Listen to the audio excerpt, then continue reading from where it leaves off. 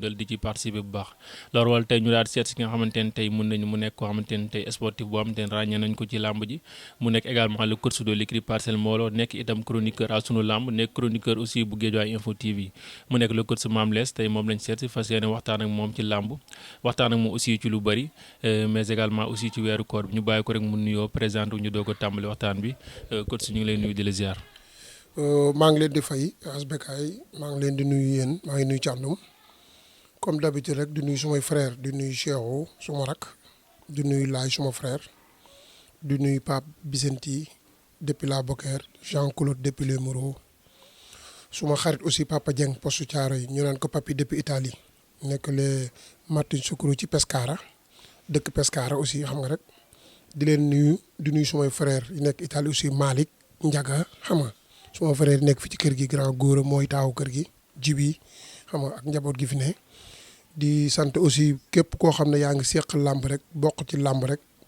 te it ñuy wax ci làmb te li ñuy wax ci làmb man tam ma koy décortiquer chaque fois di ko jox askan wi ñu ngi ciy bañ a wax loo xam ne dañu ciy xeeb waaw. waaw coach su nga nekk sportif de haut niveau comme ni ma ko waxee yàgg tàggat ay ndaanaan tey ci weeru koor la ñu nekk boo doon digal tey ñi nga xamante ni ñooy mbër ñi nan lañ war di dérouler seen séance d'entraînement ci weeru koor. non xam nga koor gi moom beneen programme bu spécial la ndax koor gi comme li sportif di laaj day laaj yenn entraînement yu intense yi boo ko defee day laaj ngay naan ndox de temps en temps mais comme léegi koor gi doo naan ndox ñu ci bari dañuy préférer bu ñu dogee rupture jeûne ba pare daal di def ndànk géej wàññi rythme bi parce que du rythme boo xam ne da nga koy teg sa kaw boo paree presque doo am njariñ da ngay wàññi rythme bi maintenir sa yaram ba nga xam ne fi mu toll nii bu koor gi jeexee maanaam rythme ba ñuy tegaat si yaram sa yaram nga mën koo nangu sa yaram aussi mën koo dékkandu parce que genre trêve rek trêve bu 1 mois la parce que doo xoolee ci départ saison bi ubbee ba ni ñu commencé benn trêve 1 mois te trêve bi doo toog da ngay maintenir sa yaram wàññi séance d'entraînement yi boo waroon def ñaar def benn xam nga ñëwaat ci kër gi récupérer lekk am alimentation bu baax xam nga lekk lu salé wala lu sucré pour mën a récupérer waat tuuti énergie nga xam ne aussi bu subaa boo xëyee nekk ci koor gi. kon su ma la déggee ci weeru koor gi dañu war di alléger séance yi ñuy def parce que yàggul 1 mois rek la dañuy maintenir seen forme. non parce que buñ ko deful maanaam du baax ci ñoom parce que de mënoo toog 1 mois sans yëngu surtout yaram bu tàmm yëngu tous les jours nga xam ne da nga yëngu diggante 17h ba 19h donc nag maintien la ñuy def maanaam ñaari séance yi nga daan am bu dee wala ñetti séance yi nga daan am da nga koy maintenir def ko benn séance bu baax bu xaw a intense sa yam doo ko def nag mu xaw a tar lool da nga koy yemale intense mu intense tuuti te yam nga xam ne aussi di nga am récupération bu baax xam nga bu saison bu kii bi jeexee nag koor gi jeexee nag léegi nag affaire yi commencé doo ko commencé ñi am combat teg ko au sérieux ñi nga xam ne aussi amuñu combat muy maintenir li ñu yoroon ba nga xam ne bu yàlla taxawee yàlla defal seen combat taxaw ñu mën a nekk ci ay dynamique bu baax. alors kii coach ngay tàggat ay xale également ñu nekk sa écurie am ñoo xam te ne récemment jël nañu ay combat est-ce que tey ci weeru koor bi yaa ngi liggéey ak ñoom. non man yàlla baax na ba mbër mi ma jël sax xam nga comme bi jël combat moo ngeer François Émile Gomis yàlla baax na ba chrétien la donc moom am na nu muy maintenir boppam am na programme aussi buñ ko jox boo xam ne le matin dina dem saal xam nga ngoon gi aussi mu ànd ak gars yi pour bañ a nekk moom dong gars yi buñ paree ñu def benn bloc doo ko dem géej waaw am na programme spécial bu muy liggéey moom waaw moom François ci koor gi parce que comme chrétien la yaa ngi dégg ñun mënuñu lu may communication bi jox ko programme spécial boo xam ne ci lay liggéey yaa ngi dégg di déggante ak moom aussi bu dara xewee wala bu dara amee ci loolu lañ nekk ak moom waaw. léegi nag bu koor gi jeexee ba ñu nekkaat suñu programme séance d'entraînement yëf yi tar yi nag doog a ñëw ak yëf soo sérieux doog a ñëw waaw. nga nekk ci écurie mu nekk écurie Parcelles Mbooloo tey saison bi daal di démarrer ba mun naan fi mu toll ñu ngi ci mi-saison te gis na ren li nga xamante ne am na ay événements yu ci intervenir lu ci mel ni élection yi jóge nañ ci koor gi ñëw coupe d'Afrique bi aussi ñu daal koy dëgmal comme ni ko barki Dembo Ndiaye Yaxya Diop Yékini waxee ni saison bi dafa gàtt tey ñu nekk ci mi-saison ba mu doon defal bilan actuellement lan nga may wax. non barki Dembo Ndiaye rek Ibra Ngaabu xam nga moo daan barki Dembo Ndiaye yóbbu top 5 waa ji donc dafa am loo xam ne maanaam làmb moo ni mel daaw on était 4e te loolu boo xoolee écurie yi nekk Sénégal yëpp bari nañ Parcelles Mbooloo nekk 4e donc liggéey bu sérieux mu nga fa aussi nit ñu sérieux ña nga fa nit ñu ñeme coono xale yi ñeme coono tamit ña nga fa xale yi mën a jox ak làmb ña nga fa ndax boo leen yóbboo doo am stress parce que la ñuy liggéey ca école ba la ñu koy liggéey am nañ dégg-dégg mën na ñëw bëri finition bi ci war nag moom la ñuy def ñun ndax ñun dañoo nekk ay sportif déjà xam bëre loolu tax ñu leen di tàggat léegi nag comme saison bi xaaj na li jàll suñu combat yi jàll na li ci kanam ñi ngi xaar far bu jar combat am xaar François ak Nguer su ko defee nag suñu saison ñu terminé ko en beauté. waaw parce que doguma la sax mais am na ñu bëri ñu naan boo xoolee léegi écurie Parcelles mbooloo dafa nekk ci tànku naxsaay noonu lañ ko mën a tuddee parce que neen Moussa Dioum boo xoolee pratiquement bëreetul ki nga xamante ni mooy Yanda dem na à l'exil boobu léegi gisuñu ko ki nga xamante ni mooy Franc mi nga tudd léegi moom moo fi nekk waaw comme mbër bu mag mais bu weesoo moom tamit presque déggaatuñ benn xale. déggoo ma de Thiandoum xam nga da ngaa tàmm di ma laaj question yoo xam ne da nga ko mag a mooy répété dama ne la François ci boppam heure bu gëmee boppam lii téye Parcelles ci la bokk. ñeneen a nga fa ñeneen man fépp fu ma dem rek tàggat naa fa champion boo xam ne bu ma la fa bàyyi woon tey nga dégg daal yi yaa ngi dégg góor a soog ma nga foofu ay Garga Mbossé ña nga fa képp am na ñoo xam ne dañoo war a téye Parcelles waratuñoo sax dem ci gannaaw nit di ci boot mais dañoo war a téye Parcelles ñuy war a téye Parcelles la ñu nekk te tôt ou tard lii nii danañ toogaat waxtaan na ko ñuy téye Parcelles ci lañ bokk ay xale lañ am nañ doole te tëlewuñ bëri. am na solo dañu war a téye Parcelles yaakaar naa ñoom conscient nañ ci loolu xam nañ tamit loolu lan moo ko war a mën a may muy liggéey bu loolu weesoo am benn combat am te ni jàll na fi muy diggante ki nga xam te ne mooy Garga Mbossé ak Moussa Ndoye coow lu bëri woon ci trop ñu ñëwoon seet si la avant combat bi nga am loon ci wax loolu suscité ay commentaires yu bëri ku ci nekk daal di génn daal di wax yàlla def bi combat bi ñëwee presque li ñu ci waxoon ñu daal di koy gis moo tax ñu daal di bëgg nga revenir ci rek dënay technique comme ni nga ko faral di defee rek nga daal ñu décortiquer combat bi. waaw xam nga combat boobu sax daa weesu ba pare ma bëgguma ci woon sax waxaat waaye mbër day def booy bëreeg sa moroom mbër di sa nawle nga xool tolloog moom doole ngay liggéey muy liggéey bokku leen fi ngeen liggéeyee da nga koy war a nawloo jox ko respect jox ko cër ndax loolu tax ñu naan làmb def na geste bu noble nag moom Moussa Ndoye maanaam geste bu touché ñu bari ñu daan ko ay mbokkam di ko xëcc mu fipp dem félicité ko daan ci kaw turbine ba loolu lu ma rafetlu la loolu luy defar làmb la. donc quant nag làmb ji comme ni ma la ko waxee woon boo gisee ma ne la Garga ko dàq bëre Garga ko mën fuuf peut-être moo ko waxee même ñi ci suuf internet suuf ñu ngi doon wax yoo xam ne waaw neexuloon dégg mais danoo xamul làmb xam nga làmb génération bi ci dugg yëpp ay 2005 2006 jëm 2012 yooyu lañ ci dugg làmb dama ca yàgg war cee nekk une légende te lu ma wax nit boo ko xoolee xam na lu dëgg la wulli de bi muy bëreeg ambulance journal suñu làmb bi ñu ma laajee dama leen wulli de moo ko mën fuuf moo ko dàq bëri te du morom tëggkatu làmb bi Aliou tëggkat batterie centrale bi mu ñëwee def na ma li nga wax foo ko teg jour bi làmb ji amee ba koy wulli de di ko peel di ko daan jël bu rëy ba mu pare daf maa wër ci làmb ji mënumaa gis mënu ma yow daal war nañ laa xoolaat ba xam yaay kan làmb yi da ngay xam nit ki xam mën a bëreem Garga boo gisee ma ne la moo dàq bëri Moussa Ndoye dafa am fu ma jaar ak Garga yàgg ak moom ca début ba muy début carrière am ñuy ànd ma yóbbu ko sama oto Thiès mu bëreeg ma paate ñu naan ko assurance bu Mbour jëlee ko waat Dakar yóbbuwaat ko Thiès mu bëreeg en 2000 dóor ko mu daanu nga xool Moussa Ndoye ak par rapport moo Garga bi mu dóoree tonnerre mu sàqee rek lañ naan Moussa Ndoye mën naa xeex non loolu nag dafa xoolul Garga bu baax xool jaar-jaaru Garga xaw a soofantal Garga parce que nit ki tolloog am dayo boo xam ne nekk ponkal nga ne ko nawloowuma ko yaa ngi dégg dafa am loo xam ne del jox nit ki cër baax ci doomu aadama xam nga nit ki di yeewoo seen kër yor njaboot yor soxna yor yaayam seen famille nekk fa nga ne ko nawloowuma ko ci làmb loolu rafetul. waaw mais dogguma la coach mais est-ce que loolu nekkul woon stratégie parce que tamit làmb des fois ku ci nekk da ngay xool stratégie bi nga xamante ne mën nga ko adopter pour jéem a déstabiliser psychologiquement sa adversaire. xam nga stratégie doo ci insister mën nga wax nii rek pour fatt tur wala perturber nit mais moom perturber ko de Moussa foo ko xam foo li muy wax da fu laam ñàkk nawloo nit nag baaxul làmb da ngay respecter ki ngay bëreel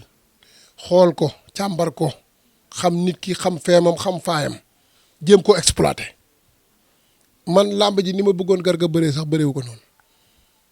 ni ma bëggoon mu bëreewu ko noonu mais làmb ni mel comme am na ndam combat bi jàll na ci jàmm comme ni ma leen ko waxee woon yàlla na yàlla defal Moussa Ndoye combat bu nu mu gën a gaawee te mu am ci ndam. kon su ma la déggee manque de respect bokk na ci li nga xamante ni moom moo daan Moussa Ndoye dafa dese woon jox cër ki nga xamante ni mooy adversaire am. non dafa bëggoon indaale fuggam aussi te boole ci bëggoo maanaam ñàkk a nawloo nit mooy kii bu ma ñëwee rek damay jaar rek jàll. parce que nee naa la contre Tonnerre doo nga indi coow li yëpp bu doon contre Tonnerre Moussa Ndoye fan la jëm du dem fenn dañu waxante dëgg. waaw kër su doguma la ba léegi mais tamit dëgg la Moussa Ndoye Garga Mbossé am na ndam ci kawam mais aussi def na ay preuve am ba yegg foo xam te ni ci làmb tey waroon na mën a bëre ku nekk parce que tamit nekkoon na ci lancé de victoire boo xam te ni tey ëxlu làmb yëpp dañ yéemoon ni Moussa Ndoye ci yan loxo la nekk. jéem naa bëreeg Lac Rose ba sonn daanu ko décision médicale la ko daane dama ne la làmb da ngay xool li jara wax làmb nga wax ko làmb da ngay nawloo ki ngay bëreel respecté ko jox ko jar làmb ñu boole yaa ngi dégg mën nga am nag sa quelques stratégies yoo ci dugal mais ñàkk a nawloo nit baaxul kooku moom càndu maa la ko wax léegi waaw loolu daal laa la xamal Garga nag am na ndam ñoo ngi koy ñaanal aussi jàmm di ko ñaanal yàlla defal ko xéewal ak tawféex bu amaatee beneen combat yàlla na ko ci yàlla may ndam Moussa Ndoye aussi bu amee combat yàlla na ko yàlla may ndam. foofu laay taxaw tuuti sax ci bëree bi parce que ni ma la waxee sànq rek dañ bëgg nga décortiquer ñu ko d'un œil technique bu ñu demee ci bëree bi ñu si bëri daan ni Moussa Ndoye dafa bëreel public desee jox adversaire bi cër mais bu taxawoon daal teg combat bi ci yoon du demee noonu ñu bëri loolu la ñu wax. combat bi dañ koo yàkkamtiwuloon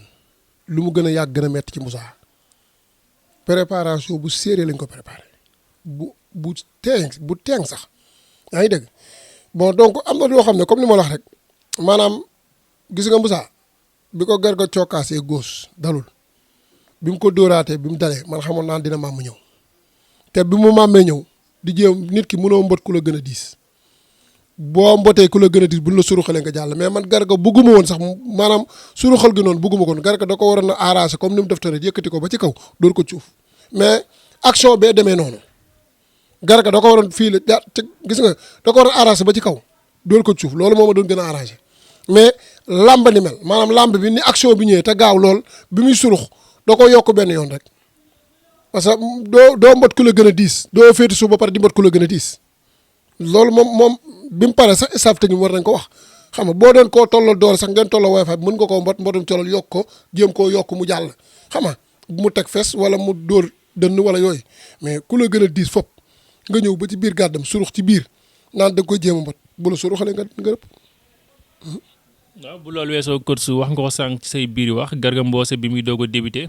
adversaire am yu bëri dana ñëw dicté leen li nga xamante ne mooy loi am ñi ci bëri di leen dominé woon ci wàllu bagarre ba am na ñoom sax da leen a gaañ mais au fur et à mesure ñuy dem gisatuñ xeex boobu ci Garga Mbossé mun nañ sax bu ñëwee intensité bi mu doon def ci ay combat am dafa wàññeeku mel ni ñi mu doon bëreel da leen ëppoon doole par rapport à adversaire am yi mu am actuellement. waaw boo xoolee Garga Mbossé Cheikh Diop la njëkk a bëreel tournée bëri waat ak njaaxum mu tournée bëri waat ak Ibou Fall njaaxum da koo dóor ba mu jóg décision arbitrale lañ ko arrêté mu bëri waatam njaaxum aussi toj R4 bi daan ko donc combat yi di succès de noonu lépp ñooy ànd kon donc Garga may wax dama ko xam du lu may laataambale nii sama oto la dugg heure bi ñëw làmb lu ma xam la moo boo gisee ma ne moo dàq bëri Moussa Ndoye dama ko xam man nee naa la jël naa ko fi yóbbu ko Thiès moo ma paate gën a diis Moussa Ndoye foofu ay ndaanaanu làmb la teseel man benn defar rek moo ma naqari ci moom Bébé Saloum toog guddeeg bëccëg subaa ngoon di ko wax mooy contre Bébé Saloum ndax dañ cee sonn lool ak ni combat bi gaawe noonu te fu Bébé Saloum toogee takk rajoom loolu rek moom metti waaw parce que boo gisee ma wax loolu dañ doon xaar ku ci mel ni digganteem ak Boy Niang mu ñëw daal di xeex mais pratiquement combat boobu dañu gis Garga boo xamante ni il était un peu passif Garga xeexul mun nañ li mu waroon def ci combat bi sax keroog dafa jaaxal ñu bëri ni mu bëree contre Moussa Ndoye dañu xaar den mu am giite ngaas ñu xeex comme ni nga ko faral di waxee rek bu mbàccum gerte bi dalee mais loolu mujj ñu ko cee gis également mel ni Garga auparavant ñi mu doon jàpp di leen duma di leen ëppoon doole par rapport ak ñi muy dajeel nii. combat bi waa Parcelles lañ ko soxla woon mu laaj tey ñu wax ko carrément ne ko na nga tey xaar opportunité parce que nit kuy màmm di ñëw boo téyee di nga am ci moom li nga bëgg. làmb ji nee naa du bërëx du làmb ji calcul la làmb ji dafa am feem yoo xam ne nit ki moom boo xoolee combat bi xool ni muy bëre nga xam ne kii kuñ yab la kuñ tëj ci néeg wax ak moom la parce que làmb ji de Parcelles dañ ko soxla woon jéen ñëpp leer na leen parce que bu ñu daanoo woon tey ci combat boobu dañ naan ana ñitu Parcelles yi wala boog li daloon ñëpp mooy dal ñi non dañ ko soxla woon muy combat bu ñu ñoroon tamit ñu liggéey ci liggéey bu rëy yaa ngi dégg loolu la parce que combat mooy mel noonu combat de temps en temps day laaj nga ñëw indi safara ci biir combat bi day laaj nga ñëw tey xaar tuuti sa morom jóg nga doog a juwal ak moom am li nga bëgg waaw. mu doon combat bu leen ñor comme ni nga ko waxee ginnaaw ndam lu am solo lool nga xam te ne Garga Mbossé am na ko ñu dégg yenn affiche yoo xamante ne amateurs yi ñu ngi koy plébiscité ku ci mel ne digganteem ak ki nga xamante ne mooy Sa Thiès dégg nañ ko dégg digganteem ak Ama Neex ak ñeneen yow ñan nga jàpp ne ñooy ay potentiel adversaire am. xam nga lépp ci làmb la bokk mais boo nekkee mbër boo daanee nee naa la làmb ji topp nit ñu bari dañuy bëgg nga daanu waaye làmb ji day am combat yoo xam ne man sama gis-gis dama doon bëgg xaalis bi gën a yokk maanaam am na xeetu mbër yoo xam ne da nga leen di bàyyi à côté jël yeneen pour xaalis boobu gën a yokk man foofu laay waxe parce que làmb ay naataangoom yi mu tolloo génération bari nañ c'est ñenn ñi ngi fi bëgg dem di ko bàyyi te tey am na combat yoo xam ne boo ko waxoon tey seeni manager duñ ko nangu tey boo ne woon Garga Mbossé Siteu seeni manager duñ ko nangu parce que xam nañ ne lii metti xam nañ fa mu jëm. moom laa la wax léegi tey il faut nga obligé yóotu pour mën a am li nga bëgg parce que làmbay mel noonu làmb boo yóotuwul doo am li nga bëgg da ngay xool lu kenn du laal nga teg fa sa loxo làmb ni mel parce que bu doon loolu maanaam léeg-léeg nga dégg mag mu maye sens amul mag ma daa njëkk a bëri donc ñi mu njëkk a bëri moo tax ñu naan mag mais boo xoolee am na ñoo xam génération 1 an la koy njëkk a dugg ci làmb wala quelques mois ñooy dañ naan chaque fois boo jiitoo ci làmb dañ naan mag nga mais nag am na mag yoo xam ne jar nañoo sóoraale waaw. parce que moom dégg nañ ko en personne mi ni adversaire yi ñu cité yëpp ku ci mel ni Siteu Ama Neex ba ci Sa Thiès moom pare na képp ku ñu dox rek ba am fay ko lu raisonnable pare na pour bëreeg moom. maanaam boo nekkee mbër nekk athlète am daye boo xam ne am nga ko say moroom yi nga duggandoo ci làmb waratu bañ kenn koo ci bañ rek da ngaa ragal làmb nag doo xeeb nit comme ni ma la ko wax làmb leen di boole pour benn laps de temps benn tàkkusaan la ku mën a ñëw làmb war leen a boole ñu waxtaan ak say manager promoteur bi xam ne comme parce que promoteur yi aussi ci lañ bokk parce que ñoom ñooy xool làmb ji leen neex ak nit ka leen neex pour làmb jooju mën a taxaw ñu def ci la war liggéey ci li war média bi liggéey ci war pour làmb yooyu mën a taxaw mais du mbër may bëgg làmb ji rek làmb ji taxaw amateurs yi ci lañ bokk ñoom tamit dañ naan diw ak diw dégg nga chaque jour ñu wax Sa Thiès Garga Sa Thiès Ama wala sa Garga Ama Balde chaque jour nga dégg ko Garga keneen mais loolu dañ koy wax fur et à mesure ci buusu nit ñi ba mujj gi promoteur bi déglu amateurs yi pour mën a dem kale ji combat bi guddi la koy dox woote fii pour combat yi mën a dox noonu la combat yi taxee mais day fekk amateurs yi bëgg ko pour combat bi mën a neex mais tey boo jëloon Garga jox ko keneen koo xam ne daanaka bu ko daane du ko tax a avancé du ko tax a reculer donc na combat yi dëgg-dëgg amul sens. waaw mais coach daa am affiche boo xam te ne dama ciy taxaw tuuti muy Sa Thiès parce que booba léegi coow li bëri na ci ku nekk di wax diggante Garga Mbossé ak Sa Thiès te kenn umplewul Sa Thiès fi mu jógee digganteem ak Boy Niang booba léegi fu mu toog daal di wax ni ma dafa amel bor waa Guédiawaye te di nga leen ko fay avec la manière nekk aussi ci ay préparation yu intense yu metti ñu proposé adversaire bu nekk mais booba léegi jëlagul combat kenn xamul nag lan moo tax lolom boobu lu ko waral mais est-ce que jël Sa Thiès aussi nekkul risque bi d'une part. ci kan ci Garga wala ci Garga Mbossé. non làmb la ay naataangoo lañ boo xoolee boo peese woon seeni poids ñooy tolloo donc làmb la làmb ju neex la man làmb li ma ci bëgg mooy ñoom mbër yi xaalis bi gën a yokk bañ nee naa la bëgguma nga jóge ci combat rek ñu ne diw ak diw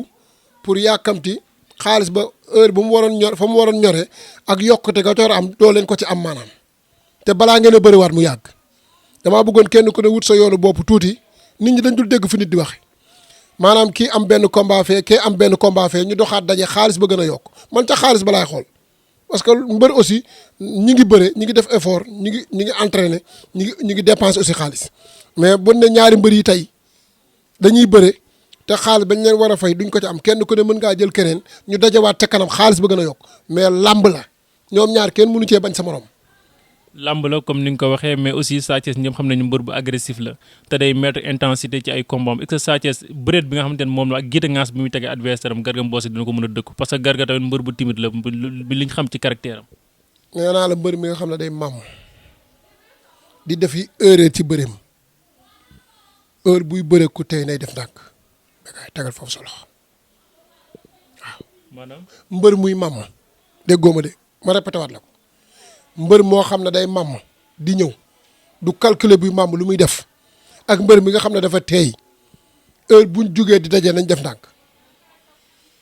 ñaare rek ka tey mooy am ndam